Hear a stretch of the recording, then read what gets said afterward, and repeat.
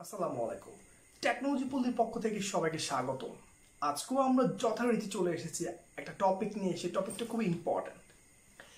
সচরাচর সবাই কি করে মুভি দেখে, বিভিন্ন নাটক দেখে। কি ধরনের মুভি, কি ধরনের নাটক? হ্যাকিং। এই হ্যাকিং নিয়ে অনেক জল্পনা কল্পনা, অনেক কৌতূহল সবার মাঝে যে হ্যাকিংটা আসলে কি, বা হ্যাকাররা মূলত কারা। ইউটিউবে বলেন, গুগলিতে বলেন, উইকিপিডিয়াতে অনেক জায়গাতে রিসোর্স আছে, সবাই দেখে। কিন্তু আমার নিজের একটা ব্যক্তি মতামত থেকে যদি আমি বলি, আমি নিজে কিন্তু হ্যাকার না, আগে সেটাই ক্লিয়ার করে নিই। আমার নিজের অভিজ্ঞতা থেকে, বা যেহেতু আমি নেটওয়ার্ক ইন্ডাস্ট্রির সাথে আছি বা নেটওয়ার্কিং নিয়ে কাজ করি, আমার কিন্তু সিকিউরিটি নিয়ে ভাবতে হয়। লাইক আপনি একটা বাড়ি তৈরি করলেন, বাড়ি তৈরি করার পরে কাজটা কিন্তু শেষ না। বাড়িটা পাহারা দেওয়ার জন্য আমরা সিকিউরিটি গার্ড রাখি। কেন রাখি? বাড়িটা সম্পূর্ণ সিকিউর করার জন্য। সো এই ছোট্ট টিপসের পরবর্তী কথা নিয়ে আমি চলে যাচ্ছি ডিরেক্ট পয়েন্ট।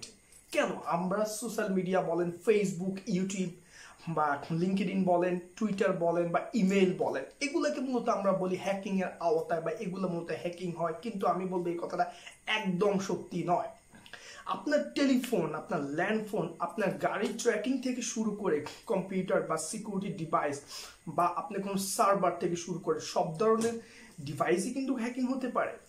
সো আপনি কোনো ডিভাইস, বৈধ ডিভাইস ইউজ করছেন কিন্তু সেটা অনুমতি ছাড়া, এটাও কিন্তু হ্যাকিং এর আওতায় পড়বে।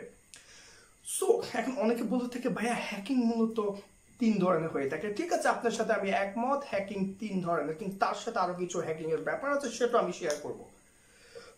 যথারীতি হ্যাকিং 3 ধরনের, বা হ্যাকার 3 ধরনের অনেকে মনে করে। সেটা হচ্ছে হোয়াইট হ্যাট হ্যাকার, 2 নম্বর হচ্ছে গ্রে হ্যাট হ্যাকার, 3 নম্বর হচ্ছে ব্ল্যাক হ্যাট হ্যাকার।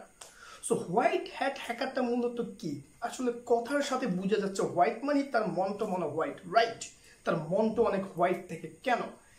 একটা একটা হোয়াইট হ্যাট হ্যাকারের মেন উদ্দেশ্য থাকে একটা সিস্টেমের দুর্বলতা বের করা, তার দুর্বলতা বের করে বা তার প্রবলেমটা বের করে ওই সিস্টেমের যে মালিক আছে, মালিককে ডিরেক্টলি ইনফর্ম করা, প্রবলেমগুলোকে ফাইন্ড আউট করে তাকে অফিসিয়ালি মেল করা যে আপনার সিস্টেমটাতে দুর্বল আছে, আপনার সিস্টেমটা আপনি একটু আপগ্রেড করে ফেলেন, ওই উইকনেস বা ওই দুর্বলতাগুলোকে ঠিক করে আপনার সিস্টেমটাকে পরিপূর্ণতা করে ফেলেন। তাতে হবে কি, আপনার সিস্টেমটা অনেক বেশি সিকিউরড হয়ে যাবে। সেকেন্ড যে গ্রে হ্যাট হ্যাকার, তার কাজটা হয়েছে কি, সে একটা সিস্টেমের সিকিউরিটি প্রবলেমগুলা বা সিকিউরিটিগুলো ফাইন্ড আউট করবে, দুর্বলতা ফাইন্ড আউট করে তার যদি মন চায় সে যে সিকিউরিটি বা তার যে মালিক বা যে ওয়েবসাইট বলেন বা আপনার কোনো সাইট বলেন, সে যে কোনো সিস্টেমের কি করতে পারে, প্রবলেম খুঁজে বের করতে পারে। সে চাইলে ওই মালিককে দিতেও পারে, না চাইলে সে মালিককে নাও দিতে পারে, সেটা তার মনের ইখতিয়ারের উপরে ডিপেন্ড করে। এই গ্রে হ্যাট হ্যাকার এই ধরনের স্টেপটা, বা এই স্টেপটার মূলত সব ধরনের হ্যাকাররাই পড়ে। কিন্তু আরেকটা হচ্ছে 3 নম্বর হচ্ছে ব্ল্যাক হ্যাট হ্যাকার। আমি যদি স্বল্প পরিসরে এই কথাটা বলি যে ব্ল্যাক হ্যাট হ্যাকাররা মূলত কারা, আমাদের ব্ল্যাক হ্যাট হ্যাকাররা হচ্ছে, এদের কাজই হচ্ছে বাস্ট, বুম, ভাইরাস দিয়ে অ্যাটাক করে ফেলা বা আপনার সিস্টেমটাকে পুরোপুরি নষ্ট করে দেওয়া ভাইরাস দিয়ে। কিন্তু তাদের আরেকটা টেকনিক্যাল ট্রামও আছে। তারা কি করে, আপনার সিস্টেমটাকে ধ্বংস করে দেওয়ার পরে তারা ওই সিস্টেমকে আবার ঢোকার জন্য একটা পথ তৈরি করে দেয়। এক্ষেত্রে হয় কি, আপনার সিস্টেমটা কোনোভাবে আপনি যদি আবার রিকভারি করতে চান, তারা বা প্রবলেমটা যদি সলভ করতেও চান, তারা কিন্তু ওই প্রবলেমে বা ওই সিস্টেমে ঢোকার জন্য ওই পথটা রেডি করে দিয়ে তারা বের হয়ে যায়। তারা কোনো প্রকার আপনাকে ইনফর্ম করবে না, তারা কোনো প্রকার আপনাকে জানানোর দায়বদ্ধতা ফিল করবে না। তাদের কাজই হচ্ছে ডিরেক্টলি অ্যাটাক করে, ওটাকে বাস্ট করে দিয়ে, ভাইরাস দিয়ে অ্যাটাক করে দিয়ে পুরো সিস্টেমটাকে ধ্বংস করে দেওয়া। It's like a black hat hacker, খুবই ভয়ঙ্কর। এর সাথে আমি যদি বলে থাকি আরো 2-3টা হ্যাকিং আছে, সেটা স্ক্রিপ্টিং হ্যাকিং। এই ধরনের হ্যাকাররা মূলত কি নিয়ে কাজ করে দেখেন, এই ধরনের হ্যাকার হচ্ছে প্রকৃত হ্যাকার না, এটা হচ্ছে স্ক্রিপ্টটাকে বিভিন্ন জায়গা থেকে কিনে বা কোডগুলাকে কিনে কি করে স্ক্রিপ্টিং এর মাধ্যমে কোনো সিকিউরিটি সিস্টেমকে বা কোনো সাইটকে বা কোনো সার্ভারকে বা কোনো নেটওয়ার্ক সাইট বা নেটওয়ার্ক সিস্টেমকে বা কম্পিউটার নেটওয়ার্ক সিস্টেমকে তারা হ্যাক করে ফেলে এই ধরনের স্ক্রিপ্টিং কোডিং এর মাধ্যমে। এটা একবারে তেমন প্রকৃতি হ্যাকার হিসেবে আমি মনে করি না। কিন্তু আমার আরেকটা ব্যাপার হচ্ছে, এখানে আপনি ক্র্যাকার্স, এক ধরনের ক্র্যাকার হ্যাকাররা আছে, তারা হচ্ছে আপনার সফটওয়্যারটাকে বা আপনি কোনো একটা ব্যাপারটাকে তারা কি করে, বা কোনো একটা আপনার সফটওয়্যার অ্যান্ড্রয়েড বলেন যে কোনো কিছুকে তারা কি করে ক্র্যাকের মাধ্যমে হ্যাক করে ফেলে।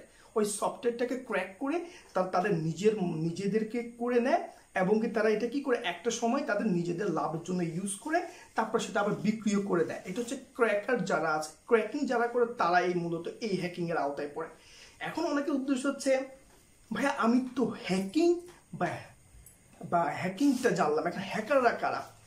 সো আমি মনে করি এই যে ধরনের কাজগুলা বা সোশ্যাল মিডিয়াতে বলেন বা আমাদের কম্পিউটারে টেলিফোন থেকে ল্যান্ডফোন থেকে বা কম্পিউটার নেটওয়ার্ক বা সার্ভার এই ধরনের হ্যাকিংগুলা যারা করে থাকে তারাই মূলত হ্যাকার। এখন হ্যাকিং করতে হলে আসলে কি জানতে হবে? একজন কার্যকর হ্যাকার হতে হলে আপনাকে প্রথমত কি জানতে হবে? কম্পিউটার নেটওয়ার্কিং জানতে হবে, কম্পিউটার প্রোগ্রামিং জানতে হবে এবং অবশ্যই এসকিউএল জানতে হবে, কারণ অবশ্যই এসকিউএল না জানলে আপনার ডেটাবেসটা হ্যাক করতে পারবেন না। সো সর্বোপরি আপনাকে এই তিনটা খুব ভালোভাবে জানতে হবে। অনেকে মনে করতে পারে ভাইয়া প্রোগ্রামিং ল্যাঙ্গুয়েজে কি লাগতে পারে? অবশ্যই একদম ভালো হ্যাকার হতে হলে অবশ্যই আপনাকে প্রোগ্রামিং ল্যাঙ্গুয়েজ জানতে হবে। জাভা জানতে হবে, C++ জানতে হবে, সি জানতে হবে, পাইথন জানতে হবে, রুবি জানতে হবে, আপনাকে জাভাস্ক্রিপ্ট জানতে হবে, C++ জানতে হবে, সি শার্প জানতে হবে এবং PHP তো অবশ্যই জানতে হবে, ব্যাশ জানলে আরো ভালো। এখন কথা হচ্ছে আমার কি রেড হ্যাট লিনাক্স জানতে হবে কিনা? আমি বলবো হ্যাঁ, রেড হ্যাট লিনাক্স কেন জানতে হবে?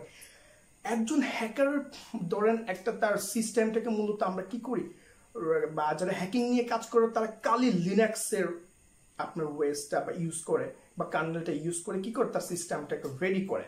অনেকের মত বিনিময় থাকতে পারে ভাই আমরা অনেক টুলস দিয়ে কাজ করতে পারি, সেটা আপনার ইখতিয়ার, কিন্তু আমার এক্সপিরিয়েন্স থেকে আমি বলবো সব টুলস দিয়ে কিন্তু সব হ্যাকিং করা যায় না। একজন কার্যকর বেস্ট হ্যাকার যদি হতে চান প্রোগ্রামিং ল্যাঙ্গুয়েজের বিকল্প বা এক্সপার্টিস না থাকলে আপনি ভালো হ্যাকার কোনোদিন হতে পারবেন না।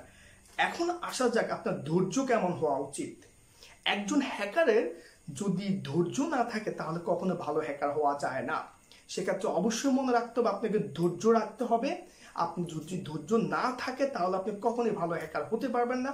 আর একজন কার্যকর হ্যাকার কিন্তু কি করে পর্যবেক্ষণের মাধ্যমে কিন্তু হ্যাকিংটা করে, যে আপনার দুর্বলতাকে অনেক সময় ধরে সে পর্যবেক্ষণ করার পরে কিন্তু আপনাকে হ্যাক করবে। সো মনে রাখবেন আপনার দুর্বলতা, একটু দুর্বলতার কারণে আপনি হ্যাক হয়ে যাওয়ার সম্ভাবনা সবচেয়ে বেশি। আর যারা এখন সোশ্যাল মিডিয়া ইউজ করেন অনৈতিক কাজের সাথে জড়িত তাদেরকে বলবো আপনারা সবচেয়ে ভয়ঙ্কর জোনে আছেন। যে কোনো মুহূর্তে আপনার সিস্টেমও কিন্তু হ্যাক হতে পারে। মনে রাখবেন সকল সিস্টেমই কিন্তু সিকিউর, কিন্তু সকল সিস্টেমই কিন্তু সেফ না। সো আমি মনে করব আপনারা আজকে থেকেই এই ধরনের ভুল ভ্রান্তি থেকে বের হয়ে হ্যাকিং সম্বন্ধে ভালোভাবে জেনে কথা বলে তারপরে হ্যাকিং নিয়ে কাজ করাটা হবে সবচেয়ে বেস্ট। কারো কথা শুনে কারো পরচরণের পরে হ্যাকিং নিয়ে নেমে যাবেন, আপনি দেখবেন কিছুই শিখতে পারবেন না, পরে হাই হ্যাক করে বলবেন আমি কিছুই শিখতে পারলাম না, বাট হ্যাকিং আমার মাথায় ঘুরে। এই ধরনের অভ্যন্তরীণ চিন্তা শেষ করে দিয়ে আগে ভালোভাবে শিখুন, তারপরে হ্যাকিং নিয়ে নামুন। আসসালামু আলাইকুম, ভালো থাকবেন। আশা করি পরের এপিসোডে আবারও দেখা হবে নতুন কোনো কিছু নিয়ে। আল্লাহ হাফেজ।